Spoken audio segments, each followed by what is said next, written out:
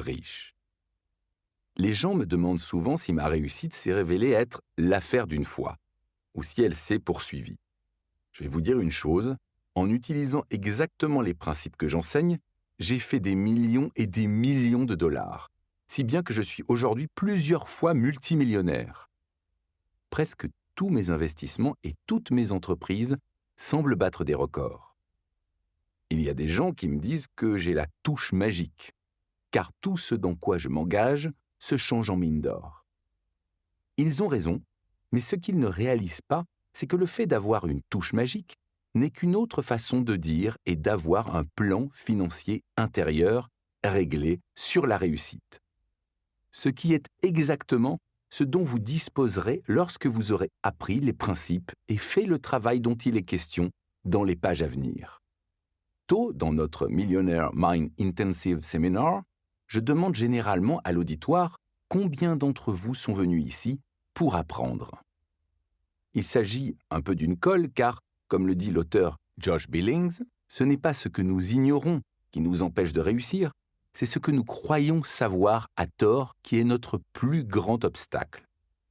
Ce livre ne porte pas tant sur le fait d'apprendre que sur le fait de désapprendre. Il est essentiel que vous reconnaissiez en quoi vos anciennes façons de penser et d'agir vous ont mené exactement où vous êtes actuellement. Si vous êtes vraiment riche et heureux, c'est parfait. Mais si ce n'est pas le cas, je vous invite à considérer quelques possibilités qui n'entreront peut-être pas dans le coffre de ce que vous pensez généralement être vrai ou même vous convenir. Bien que je vous suggère de ne pas croire un seul mot de ce que je vous dirai, et que je souhaite que vous mettiez à l'épreuve ces concepts dans votre propre vie, je vais vous demander de faire confiance aux idées que vous lirez. Non parce que vous me connaissez personnellement, mais parce que des milliers et des milliers de gens ont déjà changé leur vie après avoir mis en application certains principes contenus dans le présent livre. En parlant de confiance, cela me rappelle une de mes histoires préférées. C'est un homme qui marche le long d'une falaise et qui, soudain, perd l'équilibre, glisse et tombe en bas. Heureusement, il a la présence d'esprit de s'accrocher au rebord et il se cramponne pour sauver sa vie. Il tient bon et finit par crier « Y a-t-il quelqu'un là-haut qui puisse me venir en aide ?» Pas de réponse. Il continue d'appeler et d'appeler. « Y a-t-il quelqu'un là-haut qui puisse me venir en aide ?» Finalement, une grosse voix retentissante répond « C'est Dieu, je peux t'aider. Tu n'as qu'à lâcher prise et me faire confiance. » La chose suivante qu'on entend, c'est « Y a-t-il quelqu'un d'autre là-haut qui puisse me venir en aide ?» La leçon est simple. Si vous souhaitez accéder à un niveau de vie plus élevé, vous devez être prêt à laisser aller certaines de vos anciennes façons de penser et d'être et en adopter de nouvelles. Les résultats en viendront à parler d'eux-mêmes.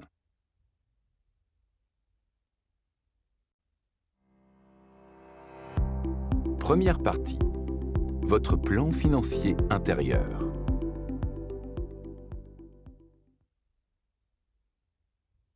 Nous vivons dans un monde de dualité, haut et bas, lumière et ténèbres, chaud et froid, intérieur et extérieur, rapide et lent, droite et gauche. Et il ne s'agit ici que de quelques exemples des milliers de pôles opposés. Pour qu'un pôle existe, le pôle opposé doit également exister. En effet, est-ce possible d'avoir un côté droit sans côté gauche ? C'est impossible. Par conséquent, comme il existe des lois financières extérieures, il doit également exister des lois financières intérieures. Les lois extérieures incluent des choses comme la connaissance des affaires, la gestion financière et les stratégies d'investissement. Elles sont toutes essentielles. Mais le jeu intérieur est de même importance.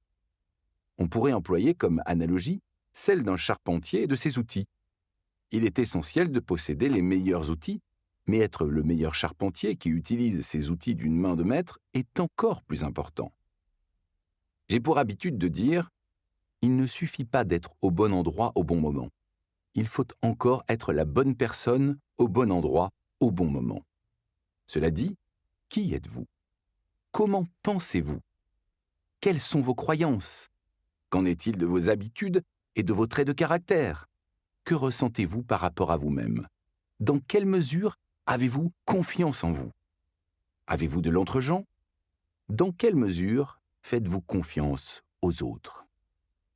Croyez-vous vraiment mériter d'être riche? Dans quelle mesure arrivez-vous à faire abstraction de vos craintes, de vos soucis, de certains inconvénients et de votre insécurité? Arrivez-vous à agir même quand vous n'en avez pas envie? Le fait est que votre caractère, votre mode de pensée et vos croyances jouent un rôle crucial dans ce qui détermine l'étendue de votre réussite. Un de mes auteurs préférés, Stuart Wilde, présente les choses ainsi. La clé de votre réussite consiste à augmenter votre propre énergie. Si vous le faites, les gens seront naturellement attirés par vous. Et quand ils se présenteront à vous, envoyez-leur la facture. Principe d'enrichissement. Votre revenu ne pourra croître que dans la mesure où vous croîtrez vous-même. En quoi votre plan financier intérieur est-il important? Avez-vous déjà entendu parler de gens qui ont sauté les plombs financièrement? Avez-vous déjà remarqué qu'il y a des gens qui ont beaucoup d'argent et qui le perdent ensuite? Ou qui saisissent d'excellentes occasions au début prometteurs, mais qui tournent ensuite au vinaigre? Vous en connaissez maintenant la vraie raison. À l'extérieur, on dirait de la malchance, un ralentissement de l'économie, un mauvais partenaire, ou quoi que ce soit. À l'intérieur, par contre, c'est une autre affaire. Voilà pourquoi, si vous en venez à faire beaucoup d'argent sans y être préparé intérieurement, vous risquez de le voir disparaître rapidement. La grande majorité des gens n'ont tout simplement pas eux-mêmes la capacité de générer et de retenir de grandes sommes d'argent et de relever les défis accrus dont s'accompagnent l'enrichissement et la réussite.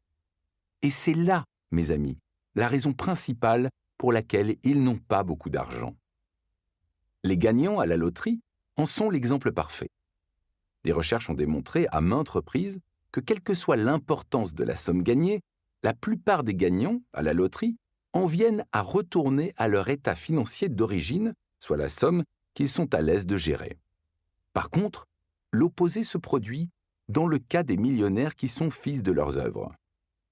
Vous remarquerez que les millionnaires qui doivent leur fortune à leurs efforts et qui la perdent, la regagnent habituellement en un laps de temps relativement court. Donald Trump illustre bien cette réalité. Trump valait des milliards, a tout perdu pour ensuite tout regagner, et même plus, en quelques années. Pourquoi ce phénomène se produit-il?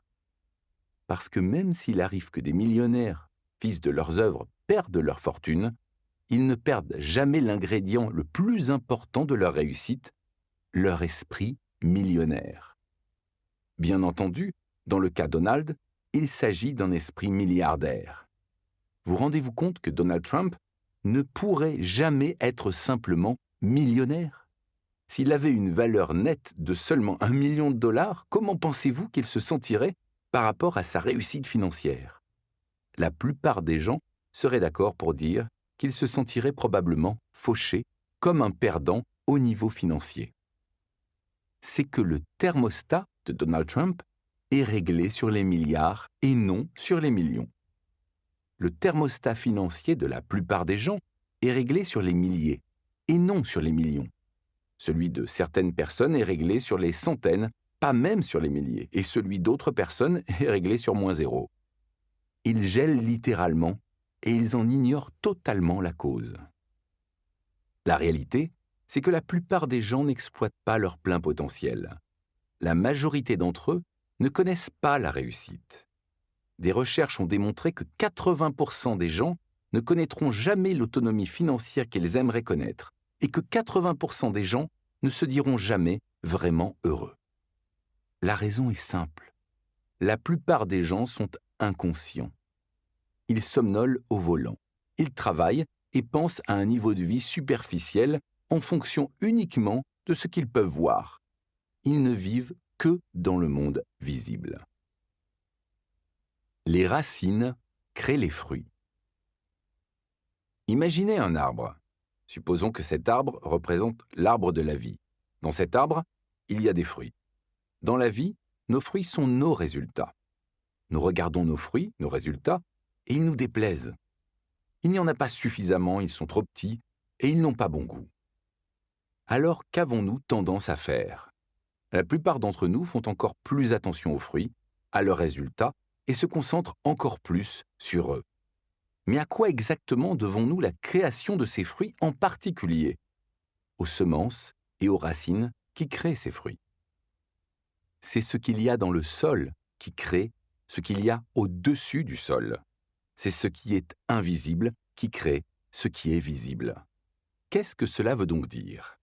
Cela signifie que si vous souhaitez changer les fruits, vous devez d'abord changer les racines.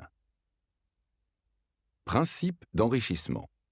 Si vous souhaitez changer les fruits, vous devrez d'abord changer les racines. Si vous souhaitez changer le visible, il vous faudra d'abord changer l'invisible. Bien entendu, il y en a qui disent que voir, c'est croire. Mais j'ai une question à poser à ces gens-là. Pourquoi vous donnez-vous la peine de payer votre facture d'électricité? Bien que vous ne voyez pas l'électricité, vous pouvez certainement reconnaître et employer sa puissance. Si vous doutez de son existence, vous n'avez qu'à vous mettre le doigt dans une prise de courant, et je vous assure que vos doutes s'envoleront en moins de 2. D'après mon expérience, ce qu'on ne peut voir est beaucoup plus puissant que tout ce qu'on peut voir. Il se peut que vous ne soyez pas de mon avis, mais dans la mesure où vous n'appliquez pas ce principe dans votre vie, vous devez souffrir. Pourquoi?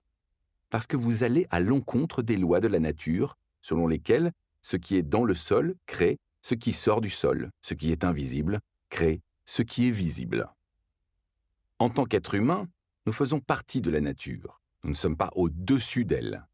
Par conséquent, lorsque nous nous alignons sur les lois de la nature et que nous travaillons à nos racines, à notre monde intérieur, notre